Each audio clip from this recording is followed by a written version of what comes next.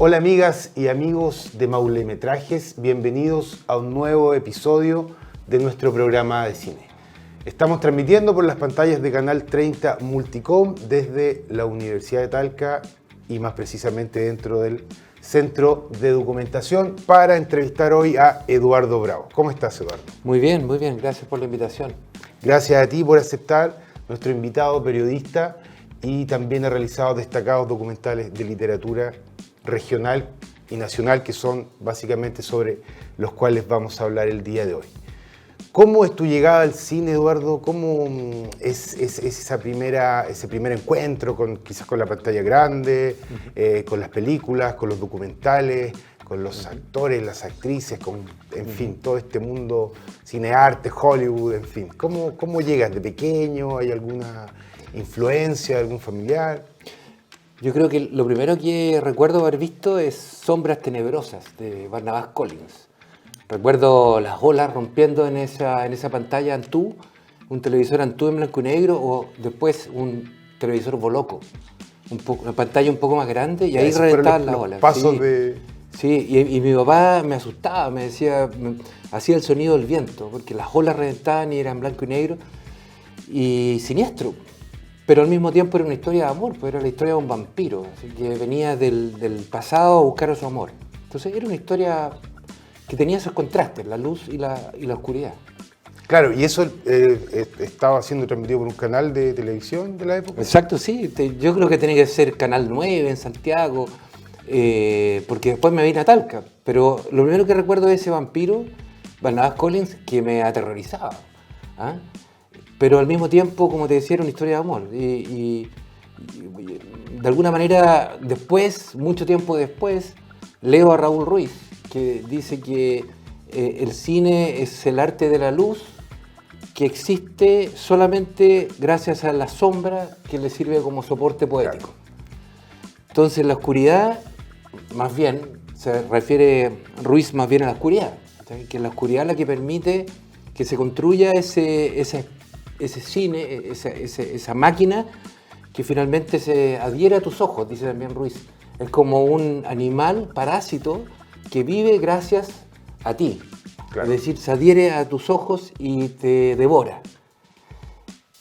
La luz y la oscuridad juegan en ese espacio metafórico que describe Ruiz, un poco terrible, pero que nos sacude. Claro. Eso es para mí el cine, y así fue que me emocionó, digamos. Ese ensueño fundamental, claro. Cuando tú estabas hablando, recordaba también el expresionismo alemán, el gabinete del doctor Caligari, por ejemplo. Claro. Y cómo podemos ver eso en Tim Burton, que también sí, trasciende. Claro. Barnabás Collins lo hace Burton después, ¿no es cierto? Y la versión con Johnny Depp no es la versión del Drácula, el Barnabás Collins que yo vi. Pero bueno, hay una diferencia notable en el uso del color, pero es la luz y la oscuridad, esta forma de tensión que hay, es la que me inspiró, y por eso hice Mandrágora y por eso hice Pablo de Roca, que son los son los únicos dos documentales que tengo, y hace 20 años ya de su estreno. Claro, 2003 el de Roca y 2004 el de Mandrágora. Exacto. Y tú, que vienes del mundo del periodismo, de las comunicaciones, sí, ¿cierto? ¿Y cómo es para un periodista realizar un documental? Porque tú obviamente lo dirigiste, tenías un equipo también que te acompañó, sí, cada uno especialista en sus áreas, pero claro, también está la investigación, el tema del montaje, el cómo darle la vuelta ahí para que no sea un reportaje, pero sí sea un documental. Sí, claro. El cine y la literatura se mezclan ahí de manera muy relevante, pero tiene que ver con lo que te planteaba al comienzo, o sea que el cine es un constructo poético, es una poética finalmente que se planta en el espacio de la luz y la sombra. Partiendo de ese supuesto, como periodista me interesaba el lenguaje poético, siempre me interesó el vozarrón de Pablo de Roca, emergiendo ahí, vibrante. A partir de un ejercicio de investigación periodística de escudriñar por las culturas locales. Aparecieron estas voces poéticas que se fueron también mezclando con todas las películas de los años 90 que vi. O sea, Ridley Scott, partiendo por Blade Runner, que estaba perdido en los 80, pero después Thelma y Louise o Perros de la Calle, Pulp Fiction y todas esas películas que te volaron la cabeza en los 90, para mí fueron fundamentales para ir armando esta especie de laberinto mental que describe Ruiz, que es el cine, ¿no? Que finalmente es el que te permite atrapar al espectador. Y a tu pregunta inicial, ¿por qué un documental? Nunca pensé en dirigir una película, ni mucho menos, sino en retratar una realidad, una voz poética. Y la voz poética que me hablaba en ese momento era la de Pablo de Roca. Apareció como este guaso metafísico de la escritura de Raimundo Contreras, claro. En los terrones cruzando el Mataquito con una crecida de ríos fenomenal, inundándolo todo. Había que hacer un documental. Y ese documental, hablábamos al comienzo, envejece bien. A pesar de un soporte que es bastante... Cualquier cámara de celular hoy es capaz de hacer un registro de mejor calidad que la mejor cámara del año 2000. No sé, Pero a pesar del registro, de la calidad del registro, que no es muy buena, la historia narrada ahí es potente. Claro, los testimonios también, aparece... Sí. Gonzalo Rojas. Gonzalo aparece en los dos, en realidad, Gonzalo Rojas. Claro. En los dos documentales. Claro, Naino, me quedo el estudioso de Roca, Luis Ribano, el Paco Ribano, fuimos a buscarlo a Santiago. Son voces que fueron... Y trabajé con un equipo muy bueno, además, con Mario Verdugo, que hizo la investigación y todo como el sustrato del diálogo, de la narración. Y Héctor Labarca, que trabajó en la fotografía, y Marco Díaz, que me ayudó, fue fundamental en la edición, en la ideología de la imagen. Un equipo de lujo. Sí. Excelente. Bien, seguimos acá por las pantallas de Canal 30, ¿cierto? Con Maule Metrajes, conversando con Eduardo Bravo sobre cine y sobre el documental en nuestra región. Centrémonos en Mandrágora un momento, claro, del 2004. Claro. Bueno, ahí tú tienes el testimonio de Enrique Gómez Correa, que fue uno de los fundadores de Mandrágora. ¿Cómo fue ese proceso de investigación, de generar los contactos, de buscar el material? Una cosa muy de detective privado también. Y después el montaje. ¿Cómo fue ese proceso? Sí. Bueno, volví a contar con el trabajo fue un fondo audiovisual, volví a contar con el apoyo de Labarca nuevamente, de Verdugo, que son tremendos aportes. Marco Díaz también volvió a estar en ese trabajo. Y tiene que ver con saliendo del documental de Pablo de Roca, había que seguir investigando o sumergiéndose en la poética local, en este caso en las montañas sagradas que teníamos, como Enrique Gómez Correa, como Teófilo Cid, Braulio Arenas. Ya, ese era el fin, rescatar esos emblemas, esos baluartes de la literatura de acá de la región. Sí, la Mandrágora es el primer documental que se hace en Talca de la Mandrágora, y tengo entendido que no hay otro documental que explora la voz poética de esos tres tremendos personajes que nacen en el medioevo talquino, en la Edad Media de 1928, cuando los símbolos están cayendo a pedazos con el terremoto de 1928, se cae el Talca, París y Londres, de alguna manera. Ese imaginario social se hace trizas, digamos, claro, igual que de las primeras caídas producto de los terremotos. Claro, entonces ellos ven esa caída, esa caída de los signos, digamos, del feudalismo talquino, que está situado además en un gran pedestal, y de ese pedestal se cae.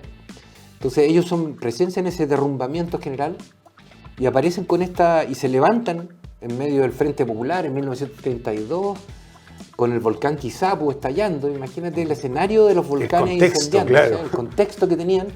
Surge esta voz de Mandrágora desde el Liceo de Talca, el Liceo de Hombres de Talca, que aparece como muy, muy luminoso en ese momento, en un contexto muy oscuro, en un contexto de explosiones volcánicas, de erupciones, pero muy oscuro.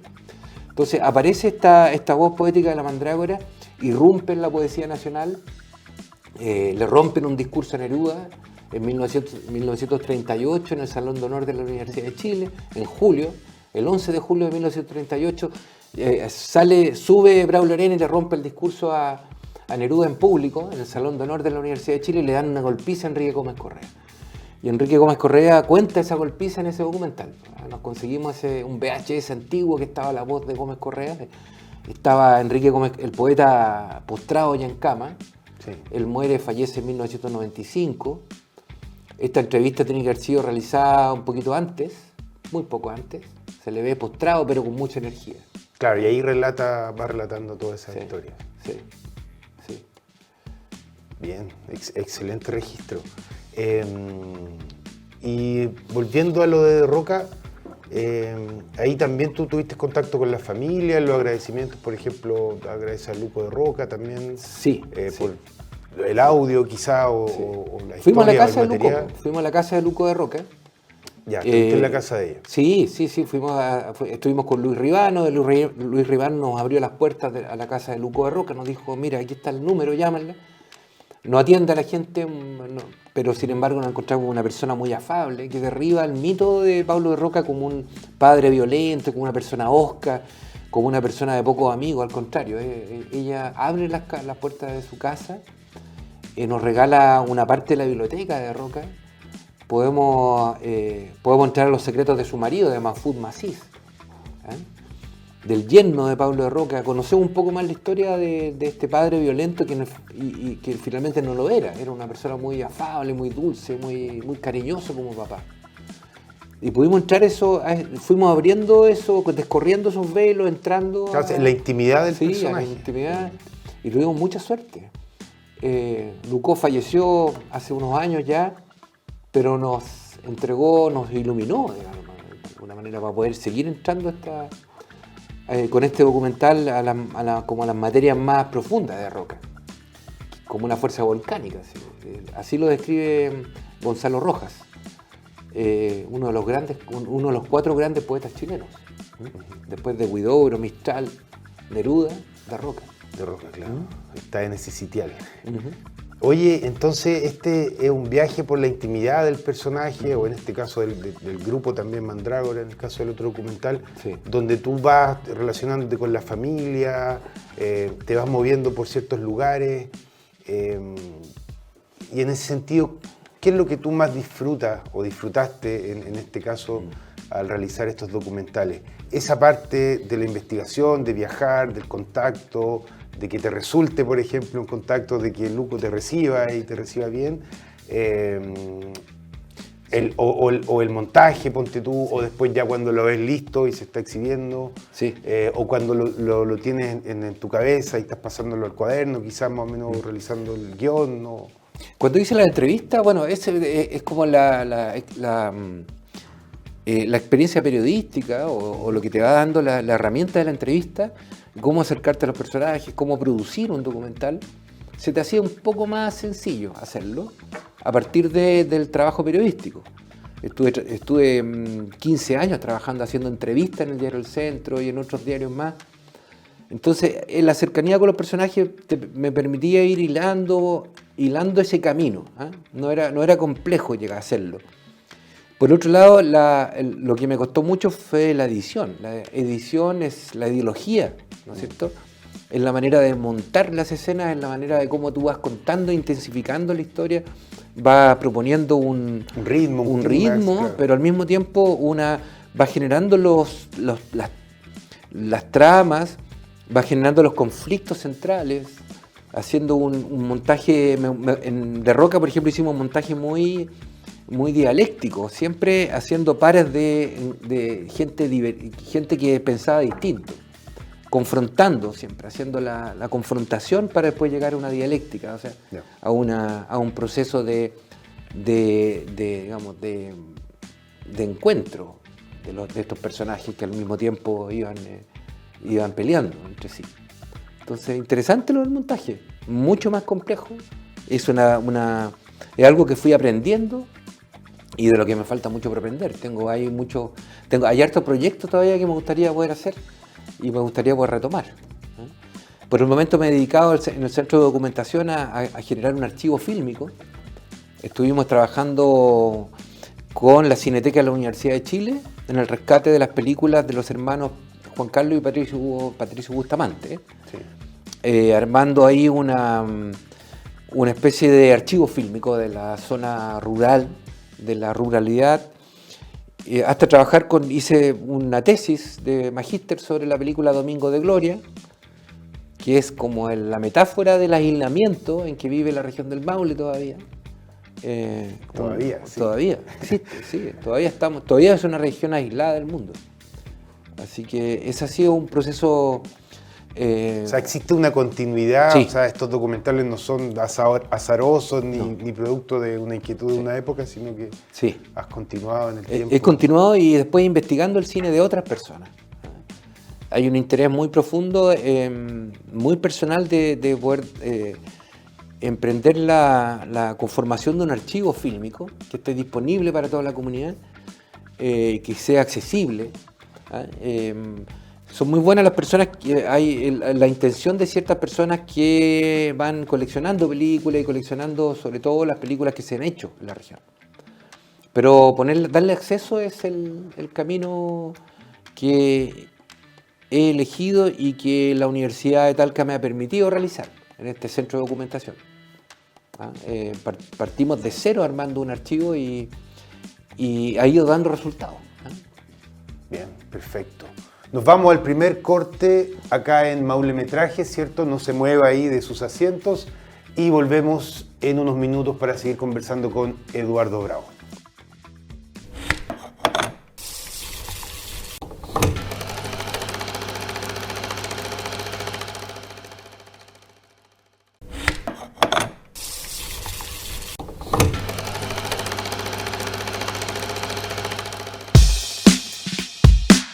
Bienvenidas y bienvenidos a nuestro segundo bloque de Maule Metrajes, en nuestro séptimo capítulo, acá desde la Universidad de Talca, ¿cierto? Junto a Eduardo Bravo Pessoa, nuestro invitado del día de hoy.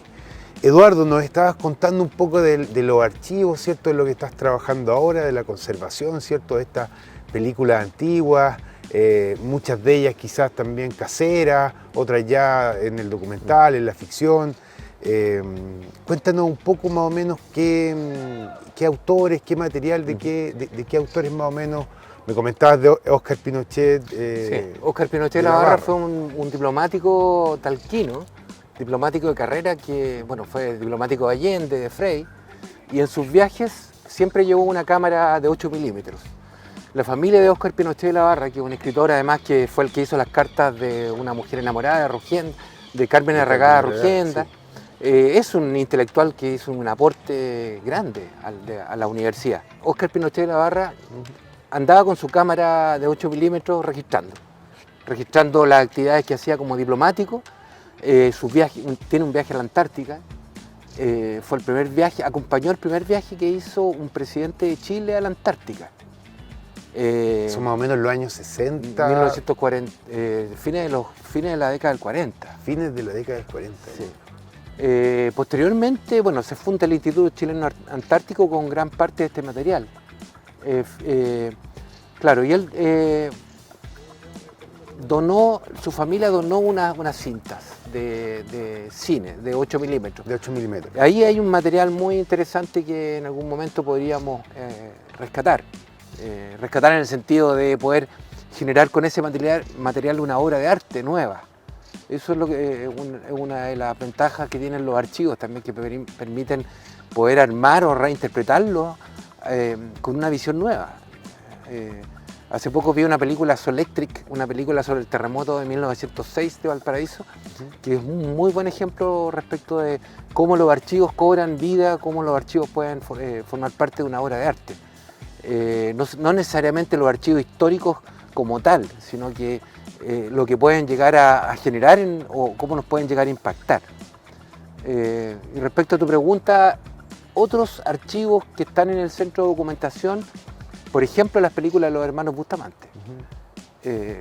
Patricio y Juan Carlos Bustamante donaron gran parte de sus proyectos para que la Universidad de Chile, en este caso, y el Centro de Documentación de la Universidad de Talca hicieran un rescate desde el negativo fílmico, trabajando los originales en cinta, en película, para hacer un transfer a 2K y luego a 4K.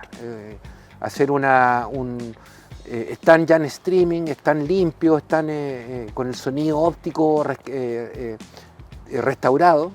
Y ha sido también un trabajo bien interesante poder, a partir de esta obra, los hermanos Bustamante tienen películas como El Maule, como Domingo de Gloria, como Vía Crucis, Historia de Lagartos, todas películas filmadas en la región del Maule, que hablan de esta ruralidad en una clave que, si bien están hechas en el paisaje, tienen una clave de resistencia rural, tienen una clave de aislamiento, tienen un sentido de lo que Juan Carlos Bustamante llama exilio interior, de cómo se sigue viviendo en un lugar aislado pese a la conexión, a la hiperconexión, digamos.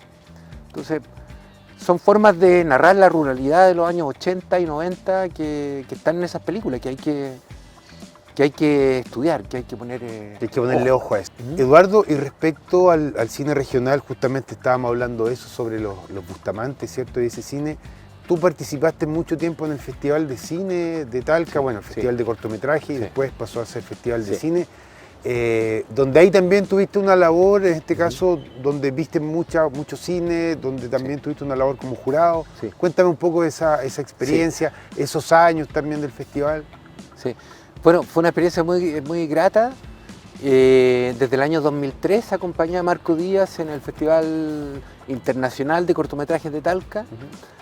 Tuvo una muy buena trayectoria ese festival, logramos un impacto, yo diría, a nivel nacional, después internacional incluso. Y pude ver obras locales y también obras locales de Finlandia o obras locales europeas. Es decir, ver la localidad, no importando si era el Maule, Kolín o algún pueblo de Suecia, era lo local visto, lo local global.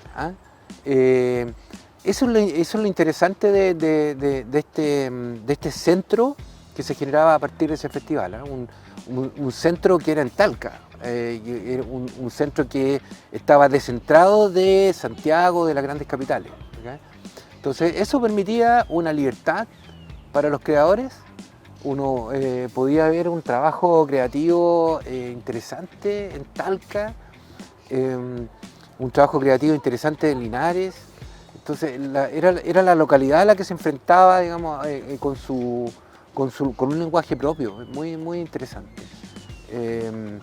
Después tuve la oportunidad, pero primero colaboré en la comunicación de este festival y después como jurado. Tuve la oportunidad de ver hartas películas y bueno, ahí Marco Díaz prometió, es algo que tenemos que volver a conversar, pero sería muy interesante poder tomar todas estas películas que se hicieron durante más de una década y que las tiene Marco y convertirlas en el archivo fílmico regional.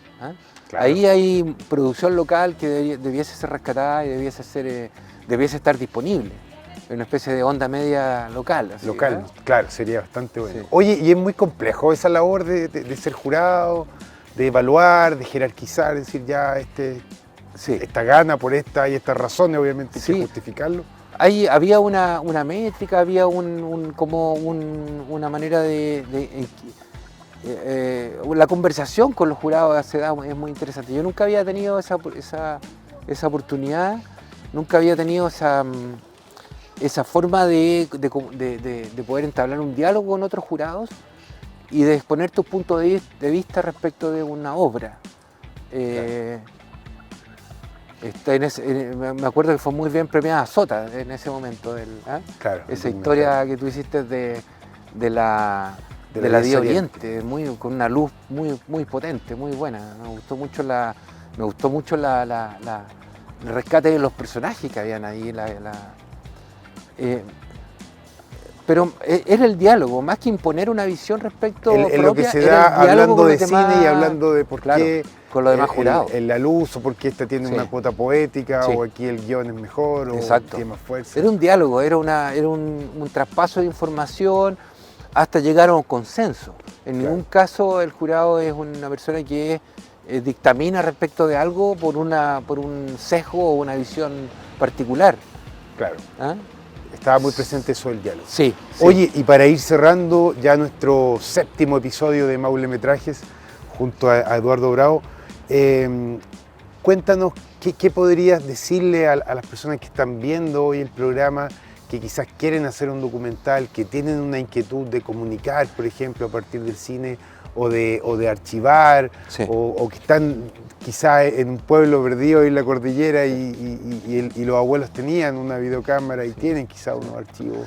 Bueno, los archivos es ¿Cómo una podríamos darle un consejo o una Sí. motivación? Los archivos es una forma de contar historias, ¿sí? De todas formas, es una manera de armar una máquina de recordar, de activar a partir de los fragmentos, activar la memoria. ¿Ah? Activar la memoria con las nuevas generaciones, en contraste con los archivos. Existe también la posibilidad de dar vida a esos archivos a partir de una creación nueva, completamente distinta. Hay un sinfín de posibilidades con los archivos, que es lo más cercano, es lo que estoy trabajando ahora. ¿No? Pero por otro lado, y lo que encuentro más importante es transmitir historias.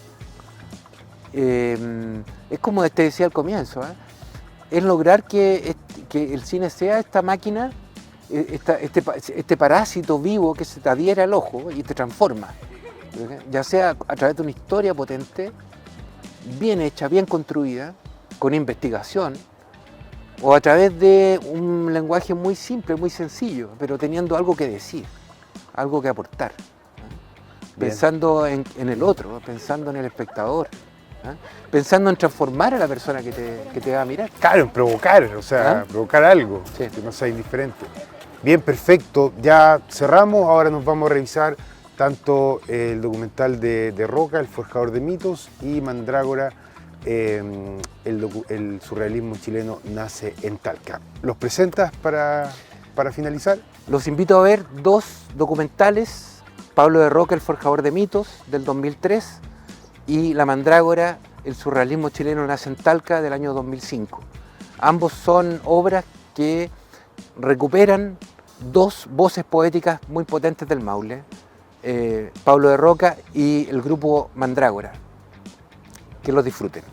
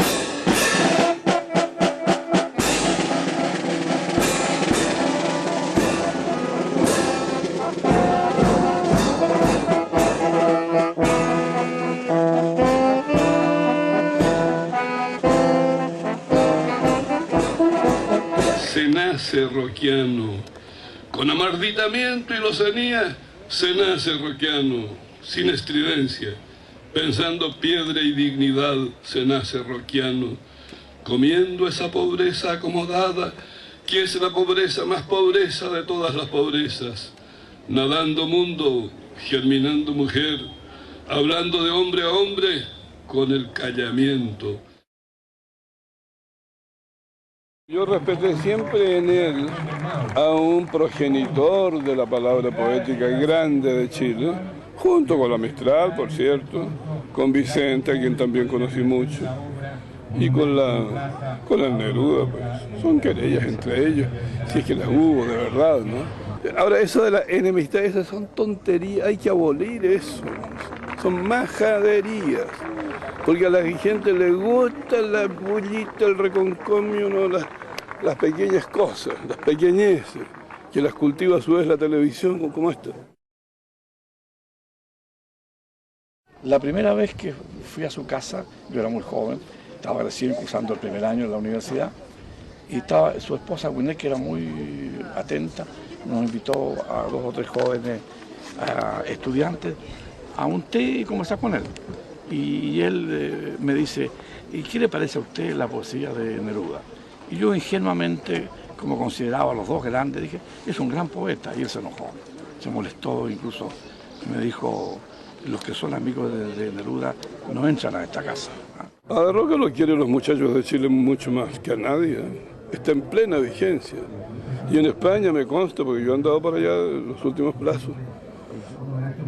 Antes ni lo conocían, ahora se le respeta como una fuerza volcánica. Y él tiene un punto de vista muy particular, que este punto de vista ahora a la gente más joven le gusta y la ha acogido como propia. Y han tomado a De Roca, no tanto explícitamente, pero sí implícitamente, su bandera como una bandera de renovación de la poesía chilena. De Roca es una figura mayor, hombre, y con muchos defectos, ¿no? Como cada uno de nosotros, con unas limitaciones, pero tenía conciencia del límite, ¿no cree usted? Era un tipo contradictorio. Primeramente, uno conversaba con él, y si manifestaba uno una opinión divergente, se enojaba. Fue muy auténtico ese animal. Fue el primero que entró en lo que se llaman las materias elementales en la poesía nacional. Antes que la Mistral inclusive, porque empezó muy tempranito, y antes que Neruda, y antes que el mismo Vicente.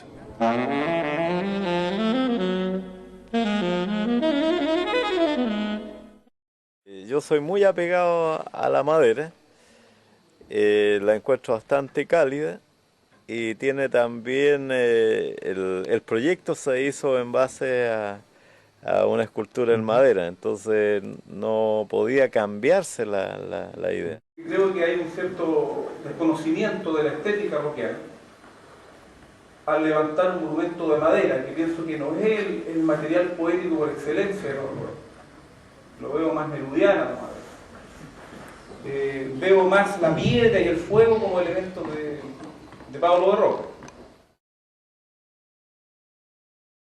Y los materiales poéticos con los que se construye tienen que estar en concordancia con los materiales poéticos de la construcción de la obra del poeta. De Roca es el nombre, pero la materia, así como era de carne, también podía haber sido de un viejo roble. No sea lo más adecuado es un monumento de madera que va a subir el río, se va a hinchar y le va a dar labio leporino al monumento. Tal vez un menir de piedra, un falo de piedra sea lo más indicado, cortado de dinamita desde el cerro. Y como yo lo explico, para mí el De Roca fue como una caja de fósforo, que había muchos fósforos que han servido para encender y van a seguir encendiendo muchos fuegos.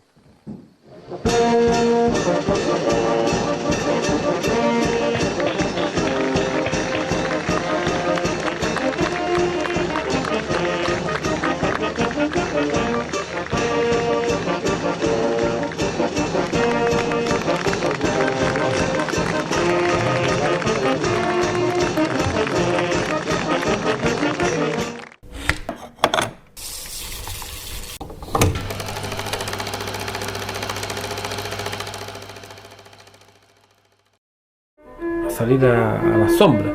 Pero es que yo insisto, la cosa de la sombra, para los surrealistas es la luz en el fondo.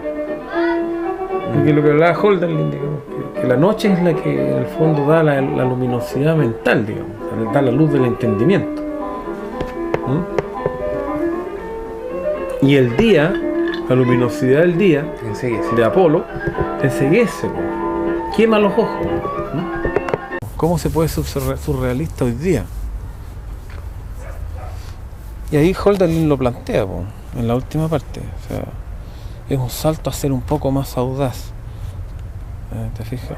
Un salto a la audacia. ¿cierto? También un hombre lúcido, dice, puede enamorarse de la noche. El viaje iniciático de la conciencia hacia lo oscuro, hacia lo que no está regulado, ¿no? Entonces creo que el surrealismo es una condición casi inherente a esa necesidad humana de escapar en algún momento de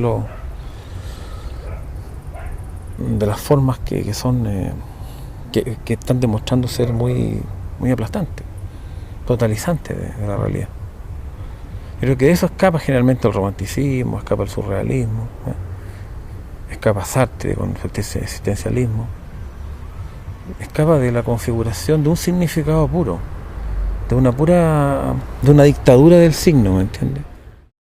Era un pequeño grupo de jóvenes de esta ciudad, o que se habían conocido en el liceo de esta ciudad, y que se llamaban Enrique Gómez Correa, que era naturalmente familia de aquí, de la región talquina, Braulio Arenas, que por azar vivía aquí porque su hermano Alberto era profesor de castellano en el liceo del pueblo llamado Talca, y don Teófilo Cid, que era un joven guatón que tenía a su papá jefe de los ferrocarriles de no sé cuál región, ¿no?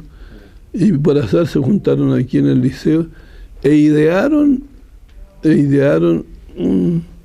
un ejercicio que se asimila, o que hicieron que se asimilara al surrealismo. Pero ese fue un surrealismo de tercera o de cuarta clase, porque era un surrealismo servil.